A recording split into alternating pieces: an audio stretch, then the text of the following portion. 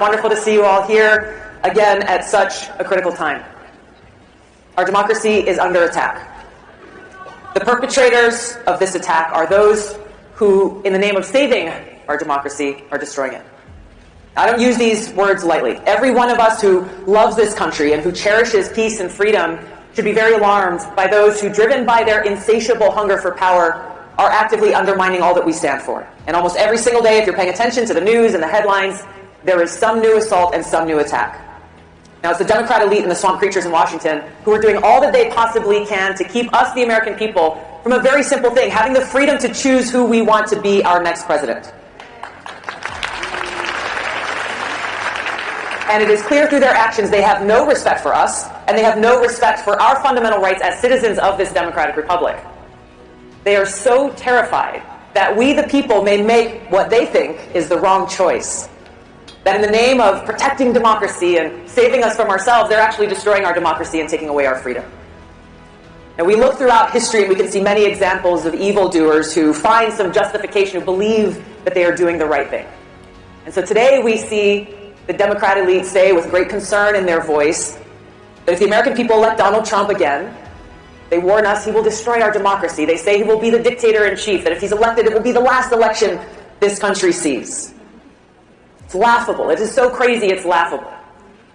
But they're justifying their actions by telling themselves that they need to destroy our democracy in order to save it. It's lunacy, and it's the mindset and mentality of dictators. They are waging a multi-front battle, and they will stop at nothing until they're successful.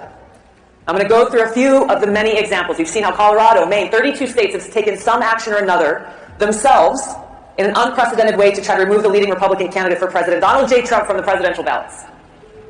In defiance of the Constitution, these people are single-handedly deciding that somehow they alone have the authority to take away our right as citizens to decide who we want to be our president. We see in Congress, a progressive Congressman, Ro Khanna from California, someone who I've known for years, he is so desperate to take Trump off the ballot, he's demanding that the chairman of the Federal Reserve, a position that's supposed to be nonpartisan and apolitical, take action and intervene to stop the former president from getting reelected. On December 27th of last year, Representative Khanna said in a post on X that Federal Reserve Chair Jerome Powell, quote, should cut interest rates now, given most of inflation was caused by supply shocks. If he doesn't, he may be the person most responsible for the return of Trump. The Democrat elite and their cronies, they're using our criminal justice system to prosecute and distract the Republican presidential candidate in the midst of his campaign. As we know, Donald Trump currently faces 91 charges in 4 criminal cases, 44 on the federal side, 47 on the state side, all felonies. This most recent ruling in New York, the real estate case, charging him a $355 million fine plus nearly $100 million in interest for a business transaction where there was no victim or complaint, where all parties made money. So egregious that even people who are not fans of Donald Trump are standing up and saying this is crazy and criticizing this judge's decision that from the very beginning has been a very clearly politically motivated hit job. This is the truth. They're hoping and doing all that they can convict Donald Trump of some crime, any crime, to try to undermine his support and therefore prevent what they fear most, a second Trump presidency. And there's a reason why they're so afraid of him, because he poses a threat to this establishment where they draw their power from. When we take a step back and look beyond the personalities, look beyond Donald Trump and Joe Biden, what we're facing is a threat of far greater magnitude. A very dangerous precedent is being set. Our democratic republic is being destroyed by the permanent Washington elite, and there are people in both political parties who truly believe they and not the American people have the right to decide who should be our president.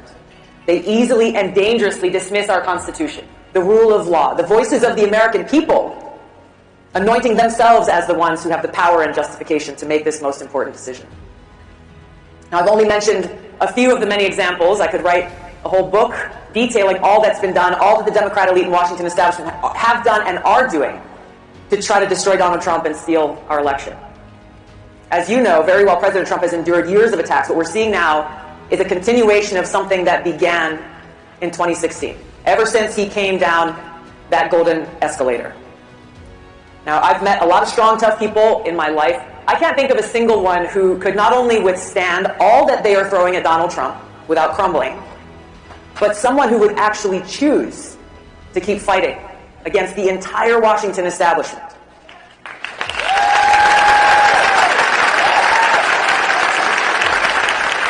Now, I've known Joe Biden for a long time. I used to consider him a friend. Do you think he could handle this pressure? I don't think so. I think even a fraction of this pressure and stress and attacks that Trump has endured would cause him to crumble. Now, if you listen to what Nikki Haley has been saying, she claims that President Trump only cares about himself and that he's doing all that he's doing only for himself. If that were the case, wouldn't he just walk away from all this? Walk away from the headaches and the attacks and the stress that he's enduring right now? So why doesn't he? I've had the chance to meet with him and speak with him at length, and I've seen firsthand his heartfelt interactions with friends of mine, veterans, and I've seen how he has touched their hearts and moved them to tears as he expressed his appreciation for their service and their sacrifice. No cameras, no crowds, just that heartfelt conveyance of appreciation. I've gotten a sense for what motivates him, and it's got nothing to do with what the Washington establishment is accusing him of. This is a man who's a fighter. He has strength and resilience,